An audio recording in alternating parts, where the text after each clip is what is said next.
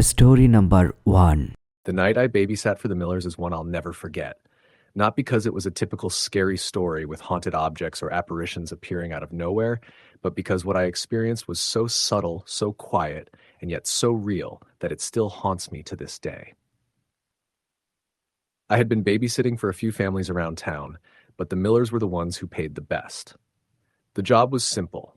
Watch their two kids, Emma, age 6, and Noah, age 4, while they attended charity events or late work meetings. Their house was on the edge of a small town in Ohio, a brand new subdivision of cookie-cutter houses, all clean and shiny, but their home had an odd feel to it. Maybe it was the way the shadows clung to the corners, or how the silence felt heavier than it should after the kids went to bed. It was late October, a crisp fall evening, when I arrived at their house around 6 p.m. The Millers left me with a list. Snacks for the kids, bath time at 7, bedtime at 8. Emma was shy but polite. Noah was a ball of energy, bouncing between rooms like a ping pong ball. At first, everything went smoothly. I got the kids settled, fed them their snacks, and then helped with baths. After the chaos of bath time, they both settled down quickly. Emma was the first to fall asleep, clutching her stuffed rabbit tightly. Noah had a little trouble, asking for water a few times before finally succumbing to sleep. By 8:30, I was alone in the living room, scrolling through my phone on the couch. The house was quiet, but not peaceful. The walls seemed too still, the darkness outside pressing against the windows like it wanted in. I checked the clock. 9 p.m. The Millers wouldn't be back for hours. Then I heard it. A soft whisper. It wasn't coming from the kids' rooms or the hallway. It was coming from the basement. The Millers' basement was unfinished, just concrete walls and a few shelves with storage boxes. They rarely went down there, and I had no reason to go, but the whispering sound tugged at me like a magnet. I tried to convince myself it was just the house settling or maybe the wind playing tricks, but the voice was clearer than that. It was soft but unmistakably a child's voice, whispering a name. Mommy. Mommy. The hairs on the back of my neck stood up. I told myself to ignore it, to stay put. But curiosity edged out reason. I got up and moved toward the basement door. The whispering stopped the moment I reached the top of the stairs. I flicked on the basement light and stepped down carefully. The cold air hit me instantly, damp and stale. The boxes on the shelves looked untouched for months. I scanned the room slowly, but there was nothing there. Then I heard the whisper again, but closer this time, right behind me. I spun around, flashlight in hand, shining it into the dark corner. Nothing. I exhaled, telling myself it was my imagination. I headed back upstairs, but stopped when the basement door slammed shut behind me. I rushed to the door and tried the handle. Locked, I rattled it, called out, but no answer. My heart was pounding. I grabbed my phone to call the Millers or 911, but no signal. In that moment, the whispering began again, now all around me. Mommy, mommy. Then a tiny hand grabbed my ankle. I screamed. I looked down and saw nothing. The whispering stopped. The basement door suddenly clicked unlocked. I ran upstairs, locked every door, and sat trembling until the Millers came home around midnight. They never mentioned the basement. The next day when I told them, they said it was just old pipes and house noises. But I never babysat there again. Months later, I found out that the Millers had lost a baby girl before Emma was born, a fact they never shared. I wonder if the voice I heard was hers, reaching out, trapped between worlds. Sometimes when I'm alone at night, I hear that whisper in my mind, soft and desperate. Mommy. Story the end. Story number 2. I was 16 when I first started babysitting for extra money. It was nothing unusual, just regular kids in my neighborhood, parents going out for dinner, or sometimes just needing a break. But one night changed everything. I'm still not sure how much of it I can explain, but I know what I saw. It was early November, a chilly fall evening. The leaves had started falling, and the wind had that kind of sharp bite to it that felt like the air itself was warning you to be careful. I got a call from a woman named Mrs. Miller, who lived about 15 minutes away in a 2-story house near the edge of town. She asked if I could watch her son Timmy, age 7, for the evening, while she and her husband went out for a charity event. I'd never met them before, but agreed as the pay was good and the timing worked out. She was polite but seemed a little distracted on the phone, almost nervous. She told me Timmy was a good kid, but that he sometimes got scared at night, especially in the basement. Please don't let him go down there, she said. It's off limits. We keep the door locked. When I arrived around 6 p.m., Mrs. Miller gave me the usual rundown. Timmy's bedtime was 8:30. He liked watching cartoons for a little while, and dinner was already done. She gave me a quick tour of the house. It was neat and normal, nothing out of the ordinary, except for the basement door at the bottom of the stairs near the kitchen. It was a heavy wooden door with a rusty lock on it. Don't worry about the basement, Mrs. Miller said, glancing at the door. We've been having some issues down there. Timmy is not allowed, ever. She looked uneasy and avoided talking about it. I nodded and promised to keep an eye on him. Timmy was shy at first, sitting on the couch, quietly watching cartoons with wide eyes. But after a while, he started talking. Do you know about the man in the basement? He asked suddenly. I chuckled nervously. No, who's that? Timmy's eyes got serious. He's there. He comes out sometimes. He doesn't like people looking at him. I forced a smile. That sounds scary, but you're safe here with me, okay? He nodded, but didn't say more. Around 8 p.m., I started tidying up the kitchen while Timmy was upstairs brushing his teeth.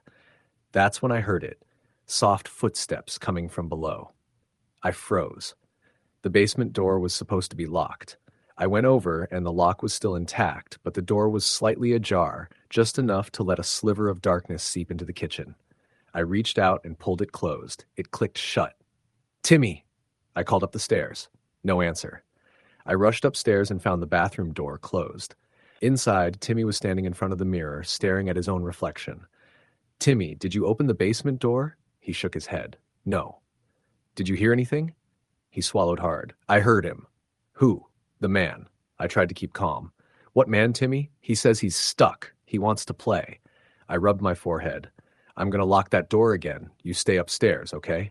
He nodded, looking pale. After putting him to bed, I sat downstairs alone, the house quiet except for the ticking clock.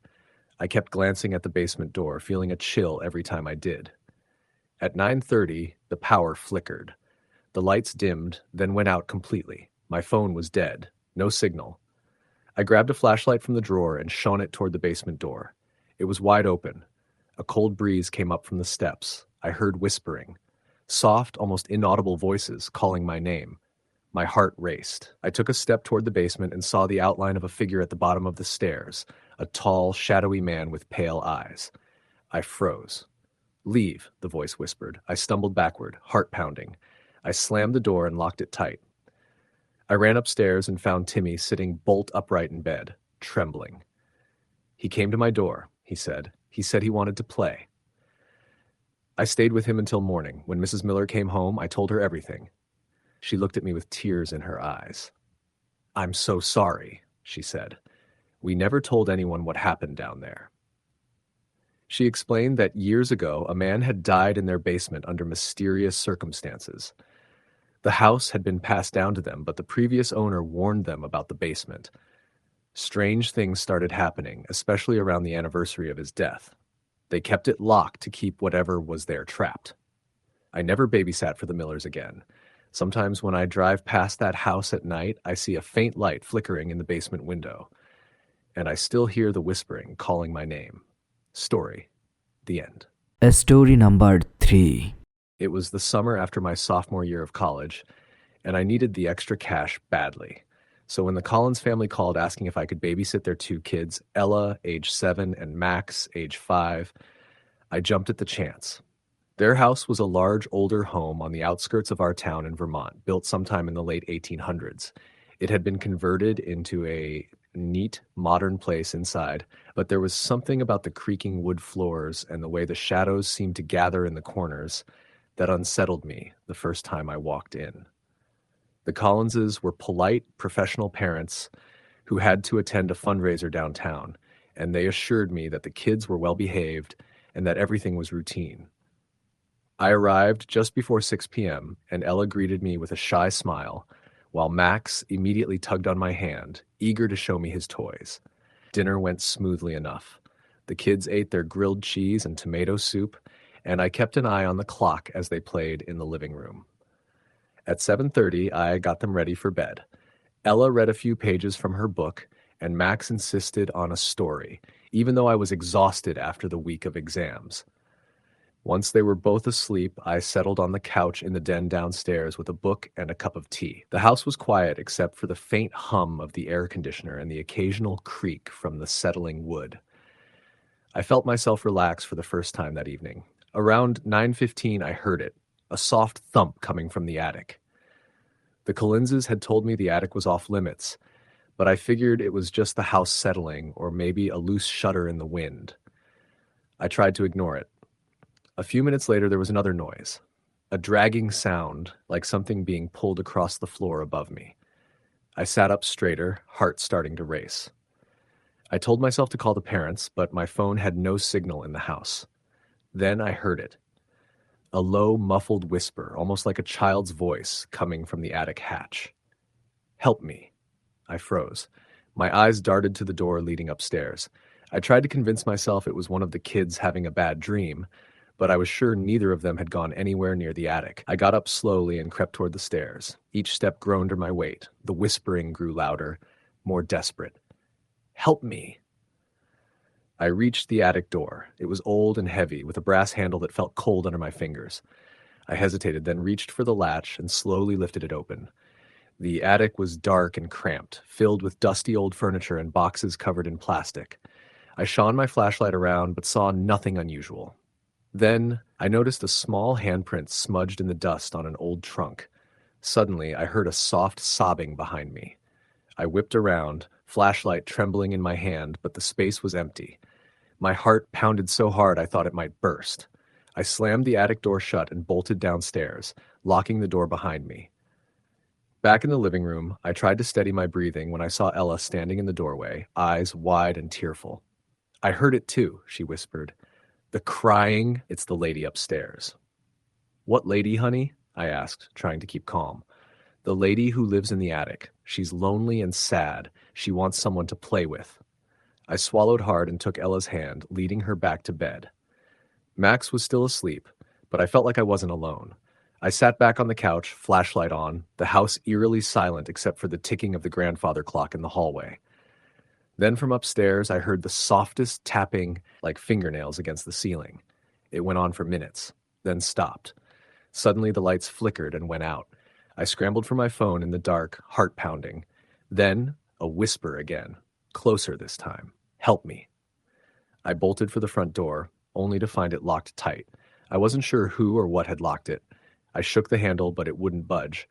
Then I heard footsteps coming down the stairs behind me, slow, deliberate, heavy. I spun around, shining the flashlight, but there was no one there.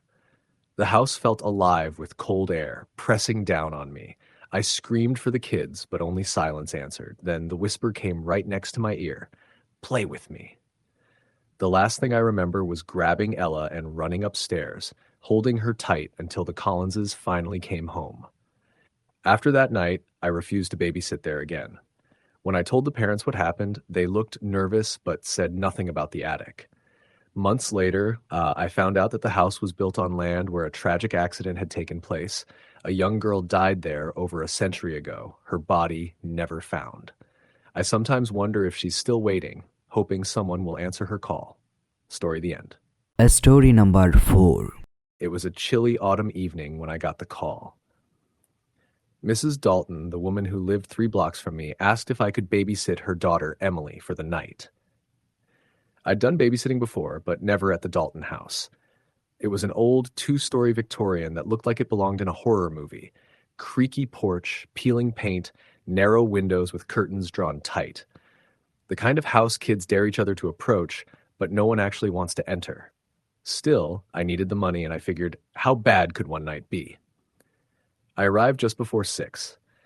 Mrs. Dalton greeted me at the door. She looked tired, her eyes red-rimmed, and she kept glancing behind me as if afraid someone or something might follow. I was immediately struck by how quiet the street was. Not a car passed, not a dog barked, just silence, thick and heavy. "Emily's been having some trouble sleeping," Mrs. Dalton said quietly as she handed me a thick folder with instructions and emergency contacts. "She keeps saying there's someone in her room at night. We thought it was just nightmares, but, well, you'll see." I nodded, trying to hide my unease. Mrs. Dalton didn't offer more explanation, just kissed Emily on the forehead and left with a hurried, "Thank you." Emily was 8 years old, petite, with straight brown hair and wide eyes that darted nervously around the dim living room. She clung to her stuffed bunny and barely said a word, only nodding when I asked if she wanted to watch cartoons or play games. I turned the TV on to a quiet children's show and sat beside her. The living room was colder than I expected. I wrapped my arms around myself, glancing toward the dark hallway that led to Emily's bedroom. The house's silence made the ticking of the old clock on the mantel feel deafening. At 7:45, I stood and said it was time to get ready for bed. Emily didn't protest. We walked down the narrow hall where the wallpaper was peeling, and I noticed strange scratches along the walls near her door. Emily's room was small, with faded wallpaper patterned in flowers and a little bed tucked under the window. The curtains were closed tightly despite the early hour. A nightlight cast a pale glow on the closet door, which was slightly ajar. "Do you want me to close your closet door?" I asked. Emily shook her head quickly. "He doesn't like that," she whispered, her voice trembling. "Who, Emily?" I asked, trying not to sound alarmed. "The man," she said simply. "He lives in my closet." I swallowed hard and told her I'd keep the door open. She got into bed and pulled the covers up to her chin, eyes fixed on the closet. "Will you stay with me until I fall asleep?" she asked. I nodded and sat on the edge of the bed. The room felt heavy, like the air itself was thicker than normal. Every creak in the house sounded magnified. After about 10 minutes, Emily's breathing slowed. I was about to get up when I heard it, soft tapping coming from the closet. My heart skipped. I looked toward the door, but the closet was dark and empty. I told myself it was the house settling, or maybe a branch tapping the window, but the cold prickling on my skin told me otherwise. At 9:30, the tapping turned to scratching, slow, deliberate, and sharp enough to make me cringe. Emily stirred and whispered, "He's awake." I stayed with her, my eyes glued to the closet. Suddenly, the door swung open wide, revealing pitch-black emptiness inside. A cold wind blew out the candle I'd lit on the nightstand. The room plunged into shadow. Emily screamed, clutching me tightly. I grabbed her and ran into the hallway. The lights flickered violently, and the temperature dropped so fast my breath fogged in the air. I called Mrs. Dalton, but the phone line was dead. Then, from the upstairs hallway, I heard footsteps. Slow, heavy, coming down the stairs. I shone my phone's flashlight toward the staircase, but saw nothing. The footsteps stopped at the bottom step. A shadow detached itself from the wall, tall, dark, formless. The hairs on my neck stood on end as the figure slowly turned toward me. Emily whimpered, "He's coming." I bolted toward the front door, dragging Emily behind me, but the door slammed shut before I reached it.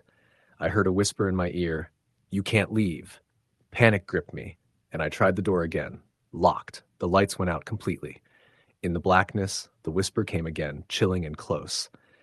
"Stay." I held Emily tight, tears streaming down my face. Suddenly, a loud knock shook the front door. The power snapped back on. Mrs. Dalton burst in, pale and breathless, carrying a set of keys. She unlocked the door and pulled us both inside. "I'm so sorry," she said, eyes red with tears. "We didn't know how bad it had gotten." She told me that the previous owner of the house had disappeared mysteriously, and strange things had been happening ever since. Emily's man was a dark presence tied to the house, haunting the closet and the child. Mrs. Dalton said she had contacted a priest who was supposed to come and bless the house. That night, I left shaken.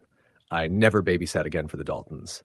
But sometimes late at night when I'm alone, I swear I hear faint tapping like nails on a closet door, and I wonder if he's still waiting.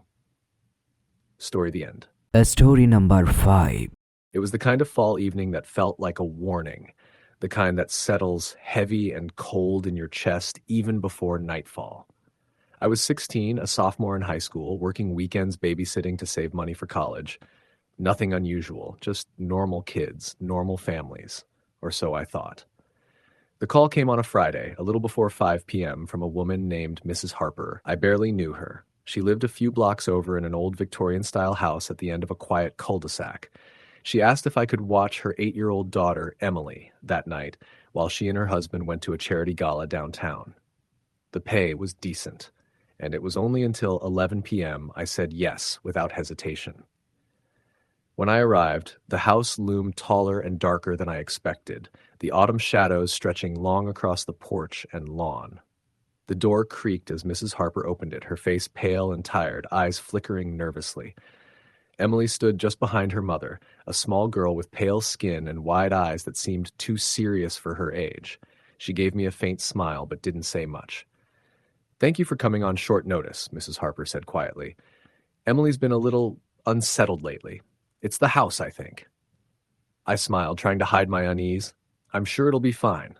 Mrs. Harper hesitated, then added, "Just one thing. Please don't let Emily go into the basement. It's off limits, locked and everything. She's been scared since we moved in, and we don't want her down there at all." "Of course," I promised. The house was an old one, with creaky floors and narrow hallways. The living room had heavy drapes drawn shut, and a thick layer of dust coated the mantel. It smelled faintly of damp wood, and something else I couldn't quite place. Emily showed me to the kitchen, where she quietly sat at the table coloring while I checked the instructions Mrs. Harper left. Dinner had been eaten, bath time was at 7, and bedtime at 8:30. I tried to make small talk, but Emily was distant, barely looking up. "Do you want to watch some TV?" I asked. She nodded slowly, eyes never leaving her coloring book. About an hour later, as the evening grew darker and the wind rattled the windows, I heard something. Soft footsteps above the ceiling. The house groaned, but there was something different this time, a faint shuffling sound like someone pacing. Emily glanced toward the staircase, her fingers tightening on her crayons. "Do you hear that?" she whispered. "Probably just the house settling," I said, forcing a smile. "Old houses do that." She didn't answer. At 7:15, I told Emily it was time for her bath. She stood and followed me quietly up the stairs. The hallway was colder than downstairs, and I shivered despite my jacket. The bathroom was small and dim, lit by a single bulb. As Emily soaked in the tub, she suddenly said, "She's watching me." "Who?" I asked, drying my hands on the towel. "The girl in the basement," Emily said, voice barely audible. I frowned. "I thought you weren't supposed to go down there." Emily's eyes filled with tears. "She comes out sometimes. I see her in the shadows." I felt a shiver run down my spine and told Emily it was time to get ready for bed. Back downstairs, I started cleaning up when the lights flickered. The power went out entirely for a moment, plunging the room into darkness. I grabbed my phone for light, but there was no signal. Suddenly, I heard a low thud from the basement door. I froze. The door was supposed to be locked. Slowly, I crept to the door and peered inside. The basement stairs disappeared into blackness. A cold draft wafted upward, carrying the faint smell of damp earth and something metallic. A whisper rose from the depths. "Help me." My heart pounded. I shut the door firmly and locked it. When I looked down, there were faint, wet footprints on the floor, small, like a child's. I hurried upstairs, where Emily was already in bed, eyes wide open. "She's coming," Emily whispered. "Who?" "The girl. She wants to play." I sat beside her, trying to calm her trembling hands. The rest of the night was a blur of shadows, whispers, and cold touches that I couldn't explain. Sometimes I caught glimpses of movement out of the corner of my eye, just beyond the doorframe or reflected in the dark window panes. When Mrs. Harper returned late that night, I told her everything. She didn't seem surprised. "She was here before," she said softly. "The girl in the basement. Before we moved in, the house belonged to a family whose daughter disappeared. They never found her. The basement was sealed off because of that." She looked at me with tired eyes. "I'm sorry you had to see that. I never babysat there again. Even now, sometimes when I close my eyes, I see those pale eyes staring at me from the dark, and I hear the faint whisper calling, 'Help me.'" Story the end. Story number 6. The night I babysat for the Harper family is one I still replay in my mind, every detail sharper than a nightmare. It wasn't like those movies with screaming kids or doors slamming open. It was subtle, quiet, a creeping unease that built slowly and refused to let go. I was 22, working part-time at a bookstore and picking up babysitting gigs to pay rent. The Harpers were a well-off couple with 2 kids, Lily, 8, and Jake, 5. Their house was an old Victorian on the edge of a sleepy New England town, built sometime in the late 1800s. The outside was charming, with white paint and a wraparound porch, but the inside smelled like old wood and forgotten memories. I arrived at 5:30 p.m. on a Friday. Mrs. Harper was running late at work, and Mr. Harper had already left for a business trip. I was on my own. The kids greeted me politely but seemed quieter than I expected. Dinner went fine. Macaroni and cheese and steamed broccoli. I entertained them with some games and cartoons, but Lily kept glancing toward the hallway, her eyes wide, her lips pressed tight. Jake played with his toy cars, but occasionally stopped to stare at the far corner of the living room. By 7:30, it was time for bed. I helped Lily brush her teeth, and she whispered, "Don't go near the attic." I asked why, and she just shook her head. Jake fussed about the bath, but eventually agreed. After their bedtime stories, the kids were tucked in, the house silent except for the tick of the antique clock in the hallway. I sat on the couch downstairs, scrolling through my phone when I heard it, a faint creak above me. The attic. I remembered Lily's warning, but convinced myself it was just the house settling. Then came the whisper. Soft, indistinct, so faint I thought I was imagining it. "Help. Me." I froze. The voice was barely a breath, but it chilled my skin. I stood and walked to the staircase leading up to the attic door. The old wood groaned beneath my feet. The door was closed, but I could feel the cold air seeping through its cracks. I hesitated, then opened it. The attic was small, filled with dusty boxes and old furniture covered in sheets. The moonlight coming through a small window gave everything a ghostly glow. And then I saw it, tiny handprints on the dusty floor leading toward the far corner. My heart raced. I followed the prints to find a faded, cracked doll sitting alone in the shadows. Suddenly I heard footsteps behind me. I spun around. Nothing. I felt a cold breath on my neck. A whisper again. "Play with me." I dropped the doll and bolted down the stairs, locking the attic door behind me. Back in the living room, the house suddenly felt heavy, like it was watching me. I called Mrs. Harper, who was still at work, but the line was static. The lights flickered. Then, a sound from upstairs, a child giggling softly. I froze. Both kids were supposed to be asleep. I crept upstairs, checking rooms. Empty. Their beds were untouched. I hurried to the attic door. It was ajar. I pushed it open. The attic was empty, except the doll, now lying face down on the floor. I picked it up. Its eyes seemed to glint in the moonlight. I carried it downstairs and placed it on the porch. The giggling stopped. At 11 p.m., the Harpers arrived. They found the kids asleep. No sign they'd left their beds. When I told them about the attic, they exchanged glances. Mrs. Harper said, "That doll belonged to my great-aunt's little girl. She disappeared decades ago. They say her spirit never left. I never babysat there again. Sometimes when I'm home alone, I swear I hear a soft giggle from the shadows." Story, the end. Story number 7. The phone rang just as I was settling in for a quiet Friday night. It was Mrs. Harper, a woman from my neighborhood, asking if I could babysit her 2 kids, Sarah and Tim, because she had to work late. I hadn't planned on working that night, but I needed the extra cash, so I agreed. The Harper's house was a modest 2-story home that had been in the family for decades. People said it had a history. Old stories passed down about unexplained things happening there. But I never paid much attention. Ghost stories weren't really my thing. When I arrived around 6, the sun was dipping low, casting long shadows across the yard. Mrs. Harper greeted me at the door, looking tired but grateful. She gave me a quick rundown of the evening, the kids' routines, their favorite snacks, bedtime rules. Sarah was 7, a sweet girl with a shy smile. Tim was 5, a curious little boy with bright eyes that never stopped moving. After Mrs. Harper left, I made a snack for the kids, and we sat in the living room watching cartoons. The house was quiet, save for the humming of the old heater and the occasional creak from the wooden floors.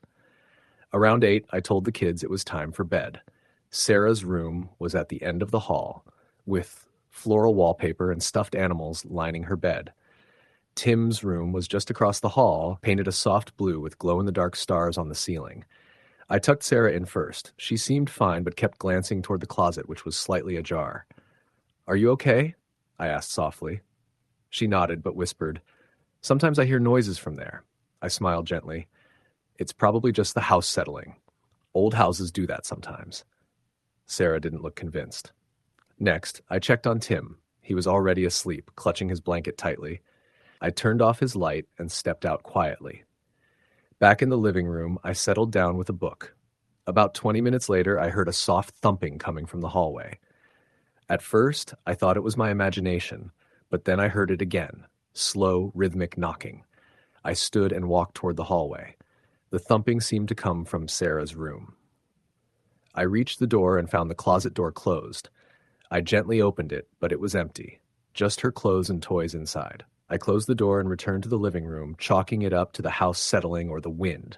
But the knocking didn't stop. It continued at irregular intervals, growing louder. My skin prickled with unease.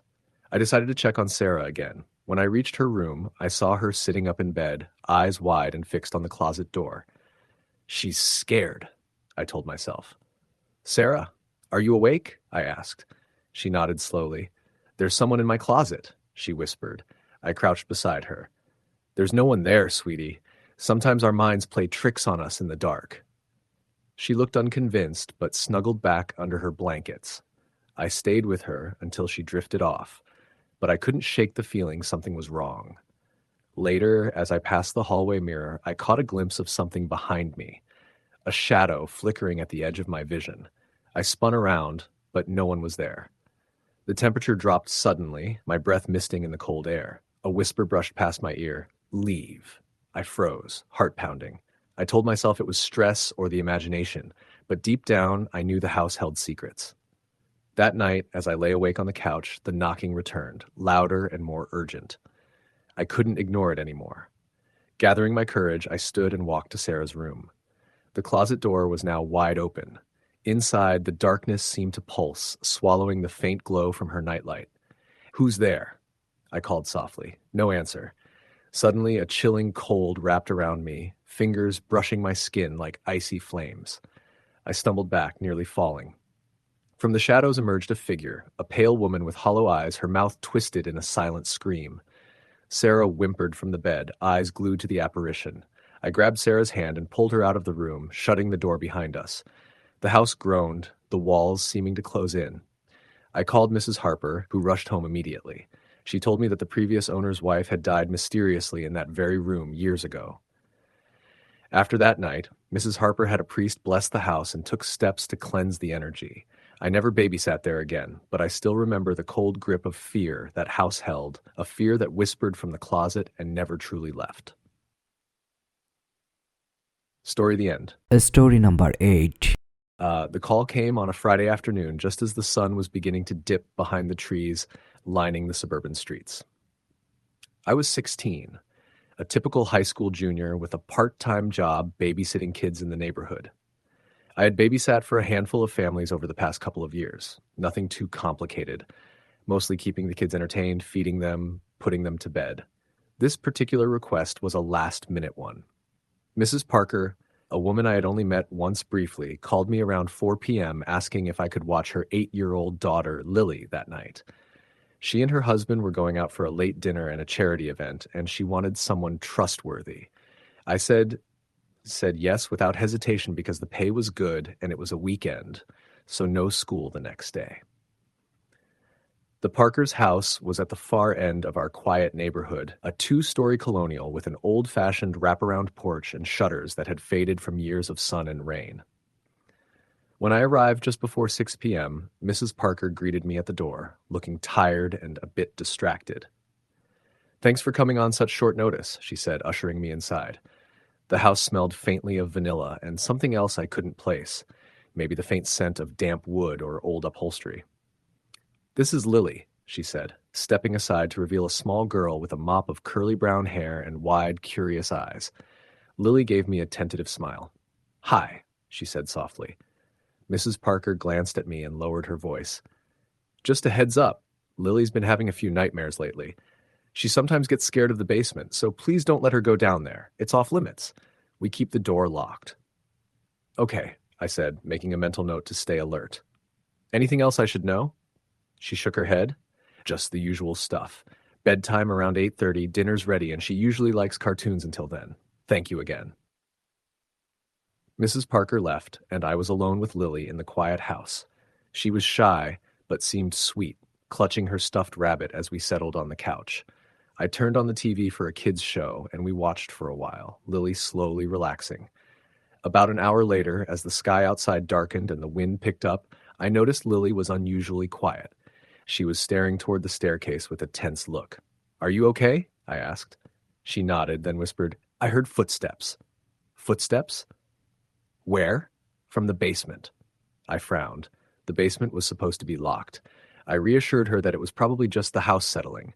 Old houses do make noises, I told her. But even as I said it, my skin prickled with unease. At 7:30, I told Lily it was time for a bath. She followed me upstairs quietly, the wooden floors creaking under our feet. The hallway was colder than downstairs, and I wrapped my arms around myself. While Lily bathed, I sat on the bathroom floor, texting my mom to check in. Suddenly, the lights flickered and went out, plunging us into darkness.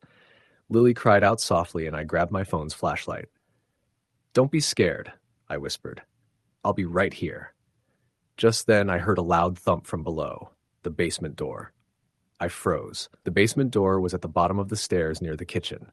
It was supposed to be locked. I grabbed the flashlight and crept downstairs, every step making my heart pound louder in my chest. The door stood slightly ajar. A cold draft brushed past me as I approached. I pushed the door shut and turned the lock.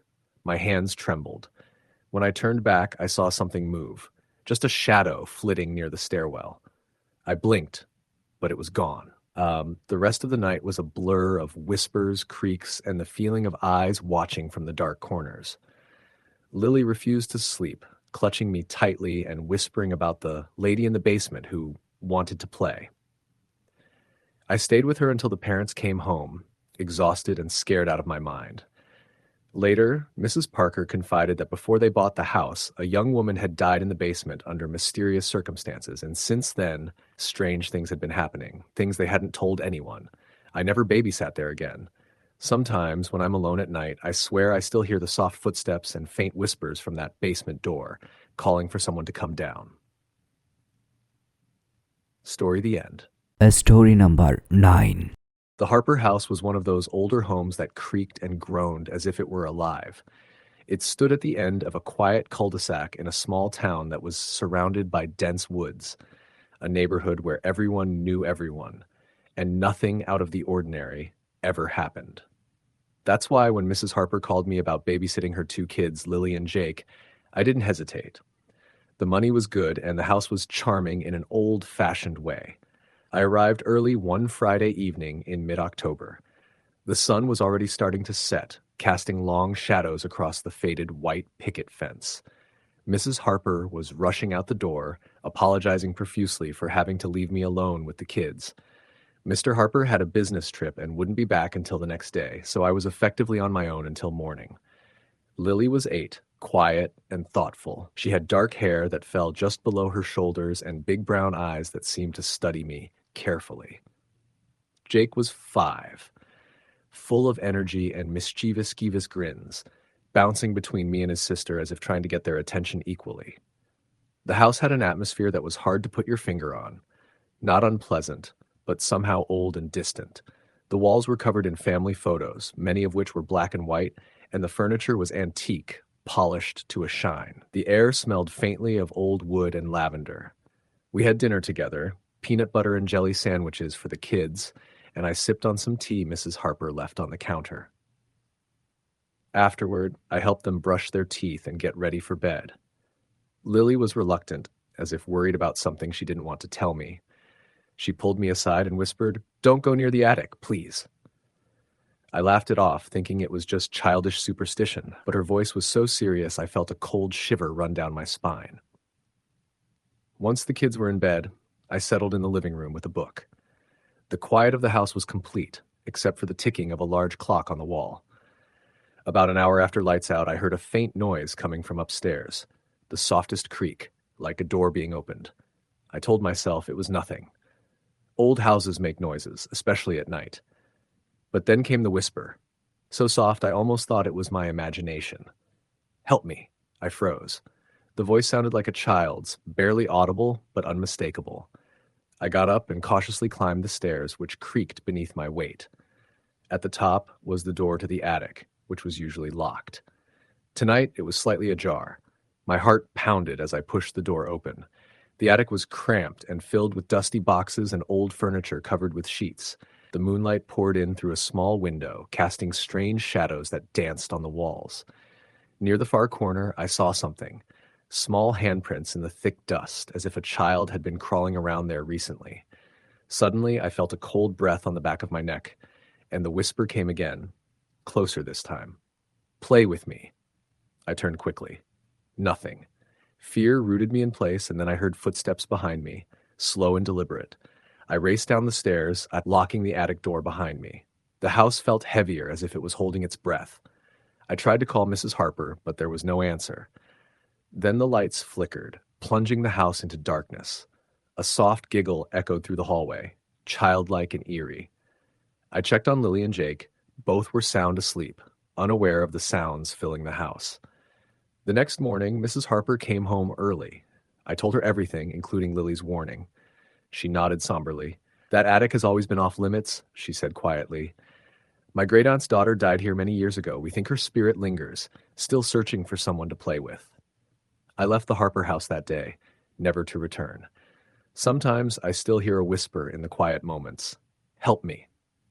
Story the end. Story number 10. It was a late summer evening when I got the call from Mrs. Whitman. She was my neighbor, a single mother of 2 young kids, Lily, 7, and Max, 4, and she needed someone to watch them for the night. I was 19 at the time, eager to earn some extra money, so I agreed without hesitation. The Whitman house was an old Victorian-style home, its weathered wooden exterior and tall windows giving it a certain eerie charm. I'd been inside a few times before, so I was familiar with its creaks and groans. Mrs. Whitman left around 7, reminding me to keep the kids on schedule. Lily was a bit of a night owl, but had been extra sensitive lately, she said, especially after some strange noises she'd heard in the house at night. She laughed it off, calling it just old house things, but I noticed a flicker of worry in her eyes. The evening started normally enough. Lily and Max watched cartoons in the living room while I prepared dinner. Max was restless, running around and giggling, but Lily seemed tense, clutching her favorite stuffed rabbit tightly. After dinner, I helped them get ready for bed. Lily's room was at the end of a narrow hallway. The walls were painted pale lavender, with glow-in-the-dark stars stuck to the ceiling. She begged me to leave the hallway light on because she was scared of the dark. Max's room was just opposite hers, painted bright yellow with dinosaurs plastered across the walls. After tucking them in, I turned off the hallway light and settled on the couch to watch TV. But I couldn't relax. The house felt unusually cold, despite the summer heat outside. I noticed the faint sound of knocking, soft, deliberate, coming from the hallway near Lily's room. I stood and walked down the hall, checking her door. It was closed. I knocked lightly, asking if she was okay. No answer. I opened the door gently. Lily was under her covers, eyes wide with fear.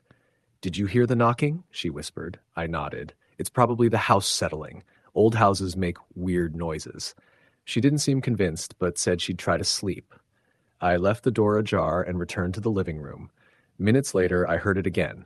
This time it was louder, 3 firm knocks, then silence.